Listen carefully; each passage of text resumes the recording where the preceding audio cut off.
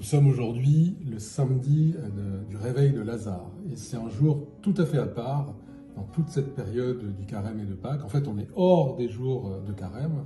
On n'est pas non plus dans la semaine sainte. C'est vraiment un jour un peu pivot, charnière comme ça. Alors, vous avez entendu cette histoire de cet ami de Jésus qui est Lazare, qui meurt. Et le Christ, qu'il aimait beaucoup, en est malheureux. Il se rend pour le voir à Béthanie.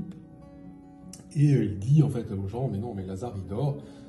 Tout le monde pense que c'est le cas. Et en fait, le Christ leur dit clairement, ce que j'appelle le sommeil, en fait, c'est la mort.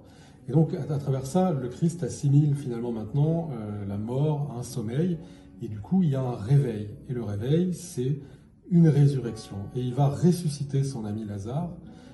Il va l'appeler hors du tombeau. Et Lazare est resté mort plus longtemps que le Christ d'ailleurs, parce que le Christ est resté au tombeau 3 jours. Lazare est mort depuis 4 jours quand il est sorti du tombeau.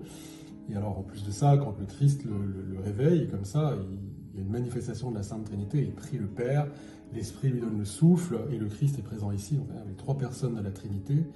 Et en réalité, évidemment, Lazare, il va remourir plus tard, il sera comme tout le monde, et il ressuscitera aussi le dernier jour. Mais à travers ça, le Christ nous montre qu'il a la puissance de faire cette résurrection, qu'on doit maintenant considérer que la mort, c'est comme un endormissement. D'ailleurs, on parle de dormition, par exemple, pour la Mère de Dieu.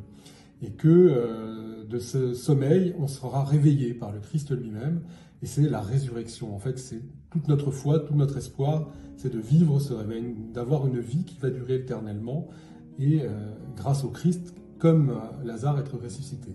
Et pour terminer, un mot quand même, Lazare est l'ami du Christ, mais en fait, le Christ est notre ami, nous sommes son ami, et c'est parce que nous sommes ses amis que par amour, il va nous réveiller de la mort, nous ressusciter.